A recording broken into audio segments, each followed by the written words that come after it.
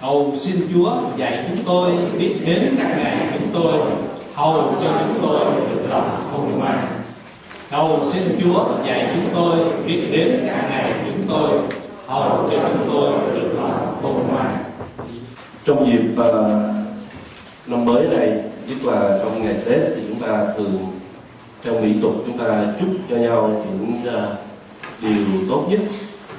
It is in not just the Asian tradition, but I guess every tradition that in the new year we do have wishes or prayers for the one that we love. In this joyous occasion, we pray that our loved ones, the people that we care for most, will receive indeed the prayer that we pray for them. Nhân dịp như vậy thì chúng tôi cũng cầu nguyện cho nhau, cho những người thân yêu của mình để được những điều mà mình ước nguyện. Thường thì mình chúc cho nhau những điều mà được vạn sự như ý. We often say that I pray that everything that you wish for you will get. Well, I must confess to you that if you pray that prayer for me, it will be to my destruction. Nếu mà quý vị cầu nguyện cái đó cho tôi đó mà được đó, thì nó sẽ hại tôi, sẽ không giúp cho tôi. Và tôi nghĩ là nếu mà tôi cầu nguyện cho quý vị, if I pray for you, I pray that you will get everything that you want and everything that you wish. It would not do you a service, and actually it would actually do you a disservice. It will end up worse than where you were. Nếu mà mình cầu nguyện để cho một người được vạn sự như ý của họ đó, thì sẽ hại họ là nhiều hơn là giúp họ. Because the bottom line, guys, is not my will, but it's God's will. And it's not your will. I really don't want to pray for your will to be done. Just as little as you would want my will to be done, because I am nothing, and I'm sorry, but you're nothing too. Only God is everything.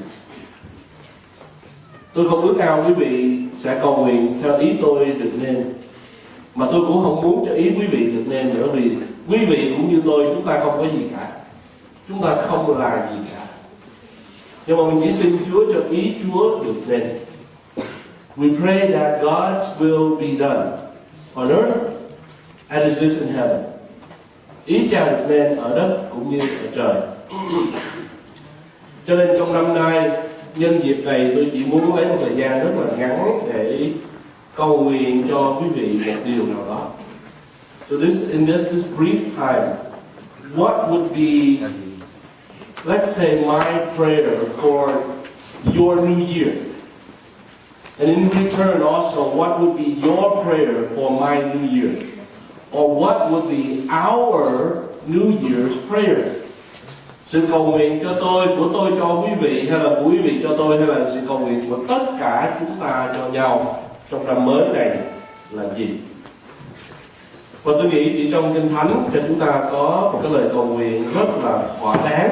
I believe that only the prayer of the Bible is complete for us. And the verse that we just read together, cái câu Kinh Thánh mà chúng ta vừa đọc chung với nhau ở trong Thi Thiên 90 câu 12. The verse 12 of Psalm 90. Cầu xin Chúa dạy cho chúng tôi biết đến các ngày chúng tôi, hầu cho chúng tôi được lòng khôn ngoan. That is the prayer. The prayer that, Lord, teach us to number our days aright. Teach us how to count our days correctly, properly, so that we may have not wisdom, so that we may have not heart, but so that we may have the heart of wisdom. Xin Chúa dạy cho chúng con biết đến các ngày chúng con, không phải cho chúng con được khôn ngoan, cũng không phải cho chúng con được một tấm lòng, nhưng mà cho chúng con được một tấm lòng khôn ngoan. The heart of wisdom. So that is the prayer. We will talk about this in very briefly, what David is praying for and why he's praying for it. Mình chỉ nói hai điều thôi. Ông David, ông cầu xin cái gì Và ông cầu xin để làm gì? Ông cầu xin cái gì và ông cầu xin để làm gì? Điều thứ nhất, ông cầu xin rất là đơn giản là cầu xin Chúa dạy chúng tôi biết đến các ngày chúng tôi. Teach us to numbers, to count our days. I wonder if we here actually count our days. Không biết quý vị ở đây có ai đếm cái ngày của mình hay không? Một số chúng ta đó, nếu mà mình lấy cái kinh thánh ở đây đó, tuổi tác chúng tôi đến được 70, verse 10. It says that our years are 70.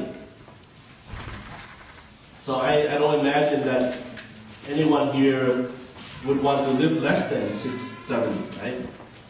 Ai cũng ước ao được 70 tuổi. Nhưng mà câu kế tiếp là còn nếu mạnh khỏe thì đến 80. So if you're healthy and everything's, pretty much right, then you get 80 years. So 80 years of your life. I'm looking at 50 right now, so I have only 30 left. Tôi đang gần 50 là kể như là tôi chỉ có 30 thôi. And some of you don't want to count anymore. Một số quý vị cũng muốn đếm nữa. Cho nên cái con đường phía trước của quý vị đó, nó ngắn hơn là cái con đường phía sau. The road ahead of you is a lot shorter than what's behind.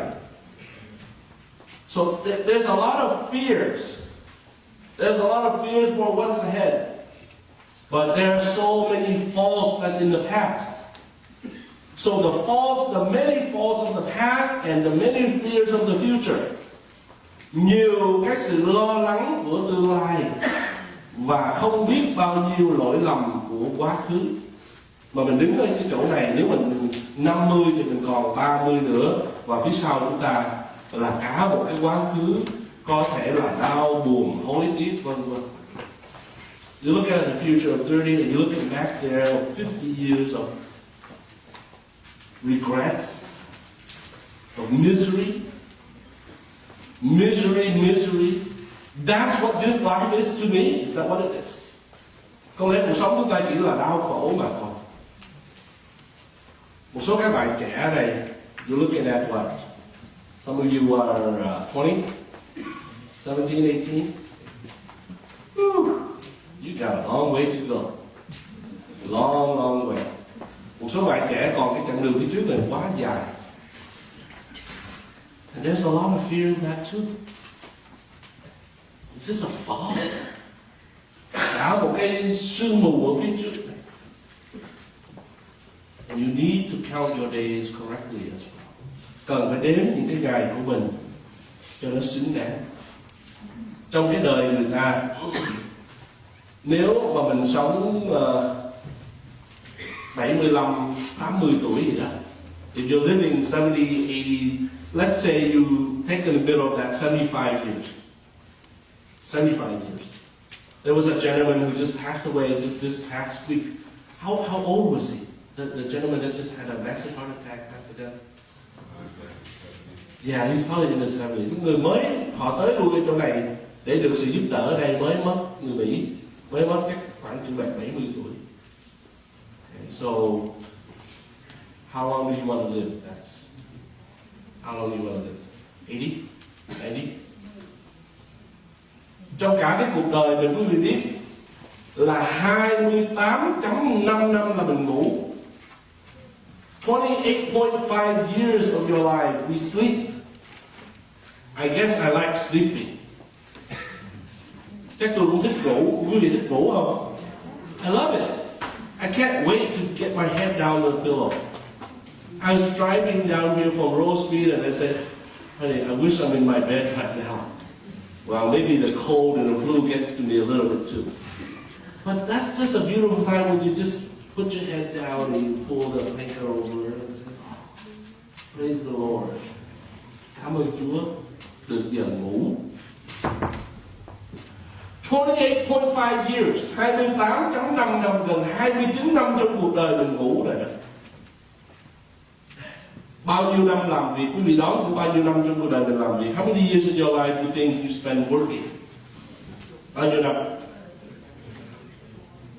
Bao nhiêu? Nói thử này. No, 11 năm thôi. Only 11 years of your life to actually work.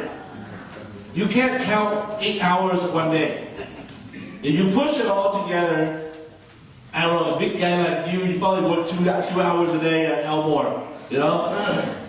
He's a big guy.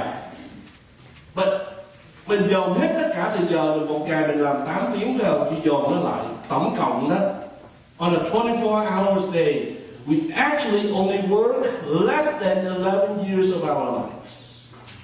Mình dồn cái thời giờ lại đó, thì cái thời gian mình ngủ là dưới 11 tiếng đồng hồ. Guess what? 11 ngày, 11 năm. Guess what? People who are on the internet social network, how many years of your life do you think you spend on, I don't know, Facebook, Twitter, Snapchat? How many years do you think that is? 13 years? Pretty close. You are not kidding. 10 years of your life on social network. Quý vị có thể tưởng tượng 10 năm đó, trong cuộc đời mình đó là trên Facebook đó. Well, unless you cheat and you sit there and you work and you do Facebook at the same time, which some of you do. Một số chúng ta vừa lãnh tiền đi làm mà vừa chơi Facebook, that is cheating. That's not fair. Oh my goodness, 29 years sleeping, 11 years working, and 9 years on Facebook? Woo. Làm việc nhà, doing chores. Doing chores. How many years of your life do you actually do housework? For the guys, none. For the guys, none. Not all like you martyrs, ladies. Oh, còn nghiệp quá, làm cả đời tôi. 6 years. 6 years out of your life to do housework and chores. Okay? Now, I just did laundry last night for my kids. Okay? I just did laundry, so I know this. My wife was cooking, we were cleaning, so I believe it's a little bit more than 6 years. Okay? So 6 years of your life. Okay? What about eating and drinking? Ăn uống, quý vị nghĩ là mình có bao nhiêu năm? Wow, you eat a lot, lady. How do you get that figure? She eats 23 years and look at her. It's like, woo! 4 years, 4 năm ăn. Tức là mình ngồi, mình ăn uống, thì giờ mình actually sit down and you eat with somebody. Okay? 4 years of our life. What about education? How many years do we spend in education? Bao nhiêu năm để học hỏi? Don't say 12 years because really absent in mind don't count. Okay? No, not the whole life. The time you actually spend in school, thời gian mình ở trong trường để mình học đó. 3.5. 3.5. No wonder the literacy rate is going down. Không biết tại sao mà người ở trên thế giới thì càng ngày càng dốt, học cả đời chỉ có 3.5 năm thôi. Now I'm looking at some of the guys and some of the girls there.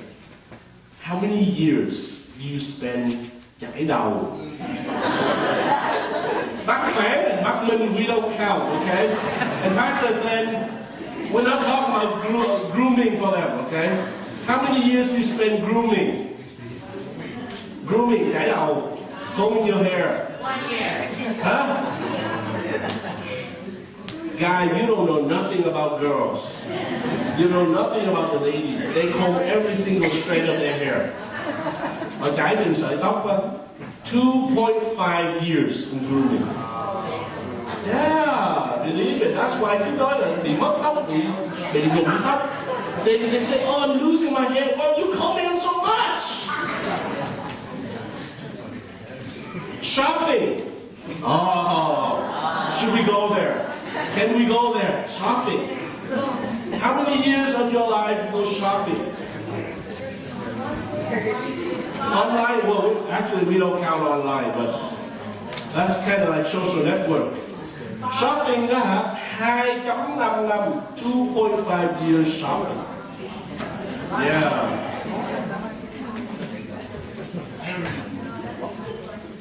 1.5 years child care, 1 năm rưỡi để giữ con.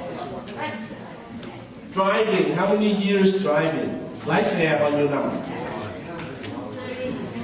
1.3 năm.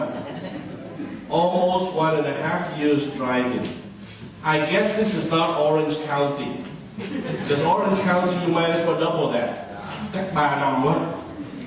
The Orange Crush and the LA bottleneck there. Oh my goodness. So, I mean, if you do all of that, cộng hết tất cả lại đó, là chỉ còn dư có 9 năm thôi. What's left is only 9 years. Now, I know this is a really crude estimate. Cái này là chúng ta chỉ phỏng nó thôi. But hey, the Bible says, teach us to count our days. Kinh Thánh dạy chúng ta hãy đếm các ngày của chúng ta. Đếm như thế nào? Không phải đếm cái kiểu mình đếm là làm cái gì, nhưng mà thật sự đó, trong Kinh Thánh dạy chúng ta là chúng ta phải biết tận dụng thời giờ.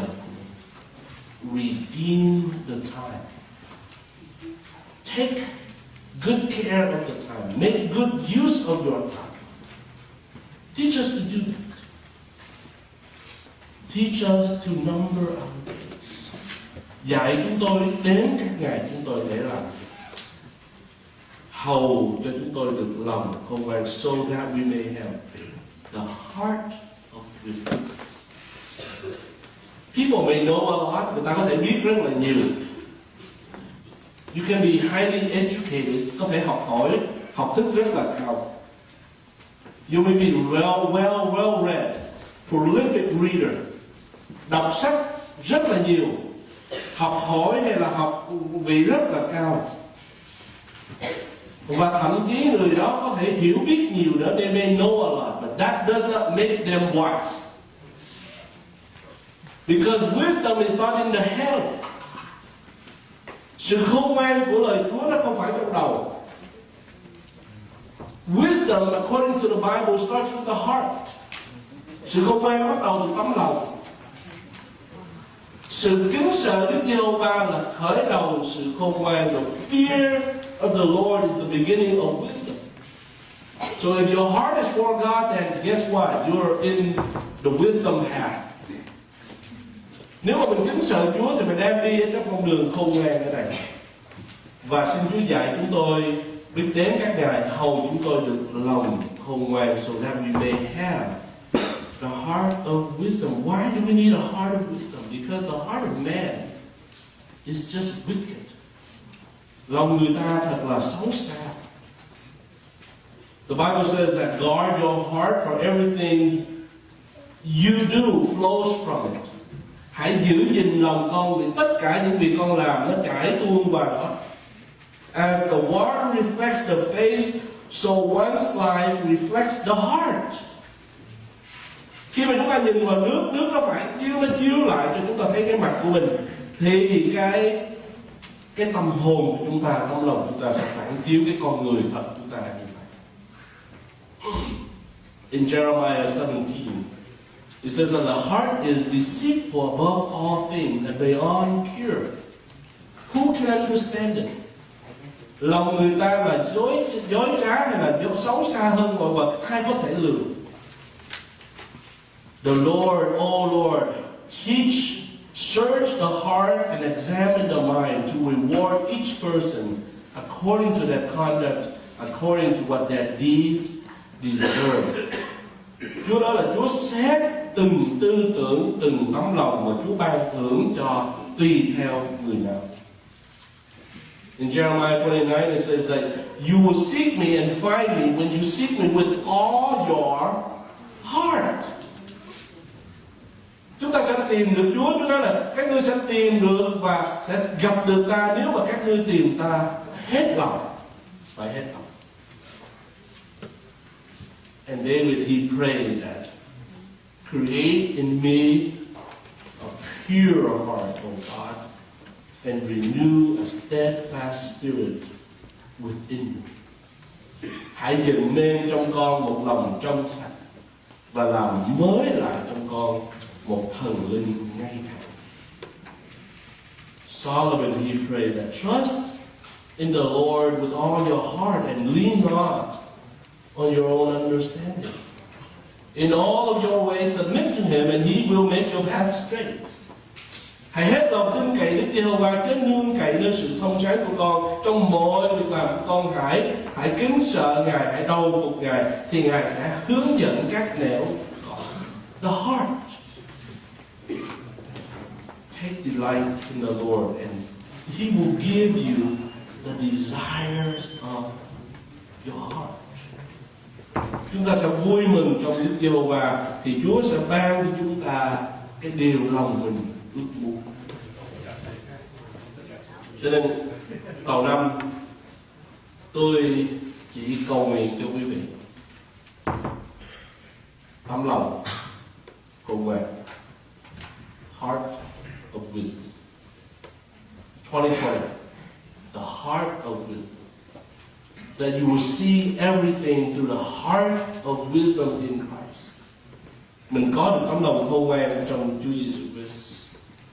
Vì nếu tấm lòng này không được sự thanh tẩy của Chúa, if this heart is not cleansed and pure by Jesus Christ and His blood, His sacrifice, it is deceitful, it is nasty.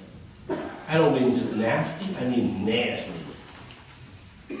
Cái tấm lòng mà không được sự thanh tẩy bởi huyết Chúa Giêsu đó, cái tấm lòng nó dơ bẩn, nó xấu xa. Và xin Chúa giúp cho quý vị trong năm mới này, tấm lòng mới này nó sẽ quyết định cho mình có một con người mới. This new heart will give this new person, a new person, not an old person but a new person. Và chẳng những là new person, một người mới, mà có một cái nhìn mới, a new perspective in life, in this year. And this new person with this new perspective will have a new purpose. Một người mới có cái nhìn mới và sẽ có một cái khuynh hướng mới. Vì ngày giờ chúng ta sẽ qua đi và chúng ta không biết tận dụng thời giờ của mình thì nó sẽ tan biến hết tất cả. Đến đây ca ngợi Chúa vì chiều hôm nay xin Chúa tha thứ, Chúa sẽ cho tha thứ.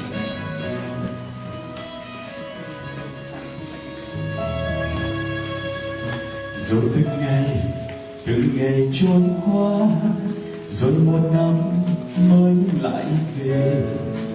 Bao buồn vui khó khăn trong đời, vui hay buồn không hết một năm.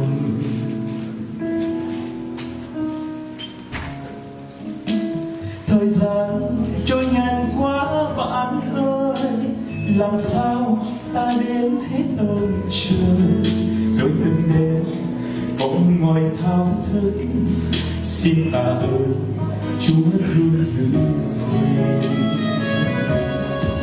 Xin tạ ơn từng buổi sáng tinh mơ, xin tạ ơn từng hạt sương trên cành, những đàn chim vui đùa ca hát cùng chào xuân đến với mọi nơi. Xin tạ ơn mừng Chúa xuân đang về, xin tạ ơn một năm mới an lành. Cầu xin Cha ban cho nguồn vương mới, cho trần gian đón xuân trong tình yêu.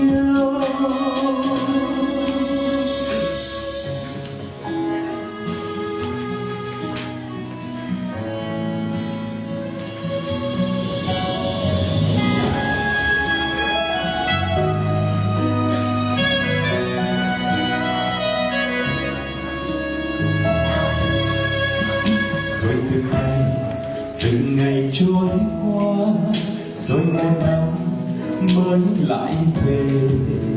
Bao buồn vui khó khăn trong đời, vui hay buồn cũng hết một năm.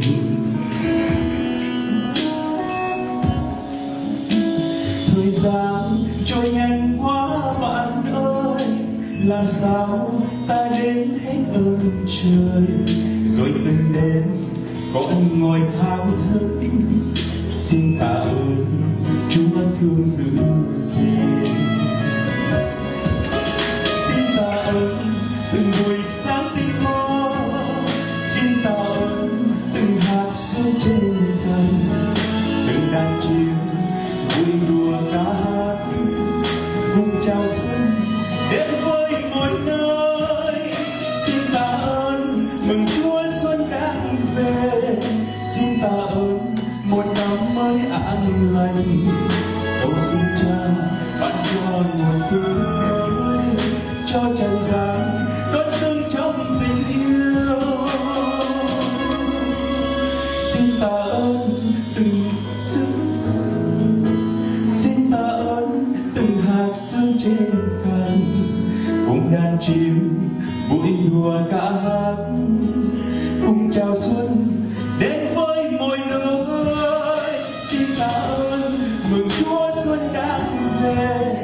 Xin tạ ơn một năm mới an lành. Cầu xin Cha ban cho nguồn phước